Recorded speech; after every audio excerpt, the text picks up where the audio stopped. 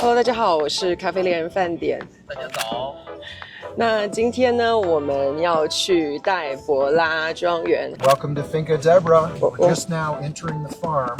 This is actually our oldest lot.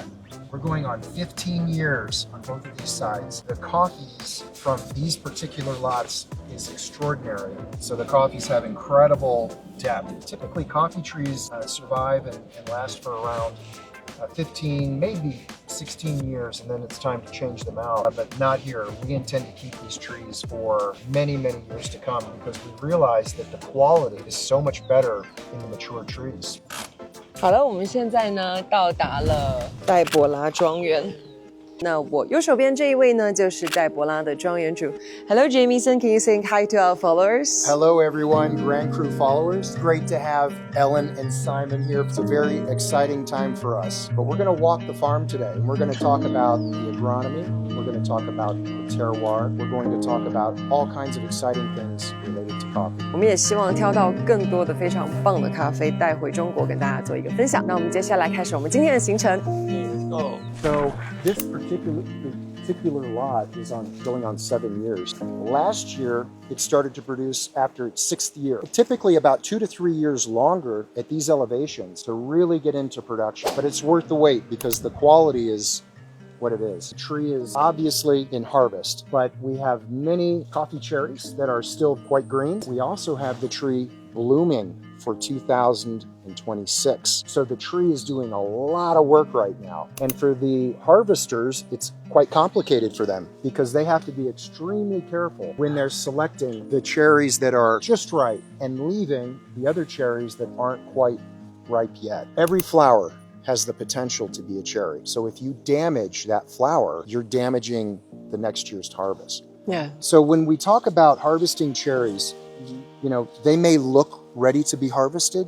They're actually not. And one way you can tell is when you look at the back of the bean, Yeah. the back of the cherry, it's still a little green Yes. and a little yellow. So when we're harvesting the cherries, we try to get the best, the brightest cherry. So everything comes off the tree. It's very important that the farm is spotlessly clean. We cannot have fruit staying on the trees. It invites disease and insects. So they have to be focused even after 2, 3, 4, 5 hours of harvest. It's difficult, very hard work. And we pay our employees, our staff, our harvesters very well to stay focused.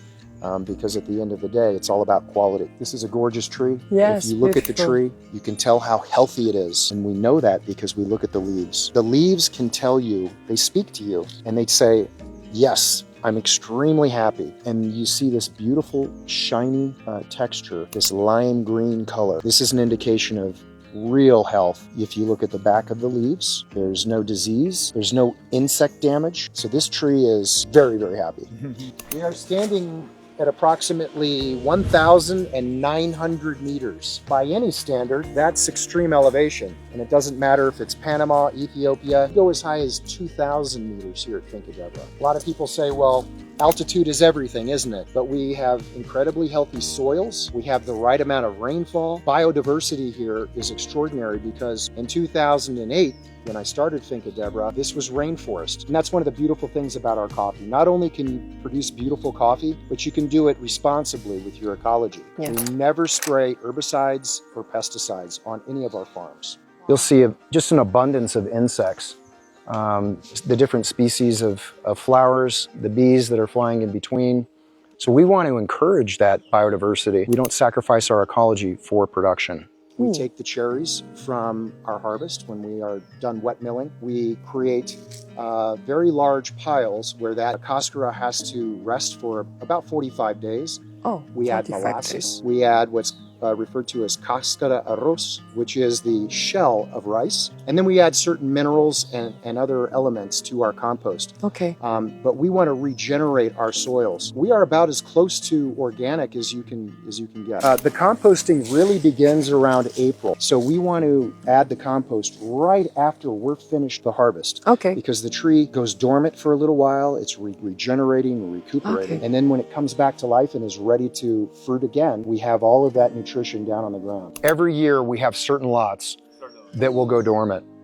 And they're taking a break, most of them, and they're just regenerating and recuperating from a harvest cycle. When the tree is producing fruit at this level, yes, it will start to drop leaves, and it sacrifices those leaves to push more energy into the cherries. Up here, we're more advanced, and one of the reasons why is because the tree at these higher levels is receiving more sunlight. We like to prune the top of our trees around 2 meters. Okay. At the very most, 3 meters. It depends on how much production is still remaining on the top of the tree. Probably 2 or 3 years ago, you can see how we have this Y pattern at the top.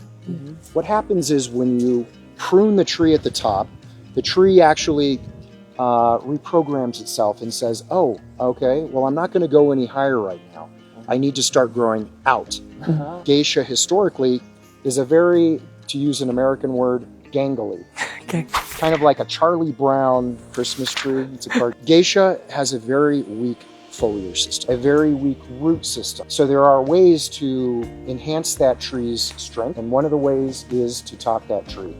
It will incorporate a much stronger root system and have a larger foliar system at lower levels.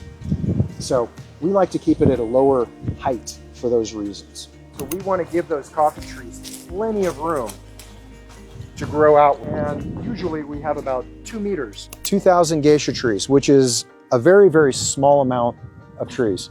Typically, you can plant anywhere between 3,000 to 5,000 trees per hectare. If you're talking about Katura, for example, or Katuai. But because of our slopes and because of the particular variety, which is geisha, we can only plant about 2,000 trees and be very effective with it. And at these altitudes as well, our production is much lower, but the quality is also higher. And terroir, being a French word, consists of many different things. When you're talking about your elevations, your rainfall, your humidity, all of these things encompass the word terroir. So what we've found here at Deborah, anywhere between 2,000 to 2,100 geisha trees is the right amount. You know, some slopes are more than others. Obviously, we have a tremendous amount of diversity here at Finca Deborah, and we have to be very aware of many different things considering those different microclimates.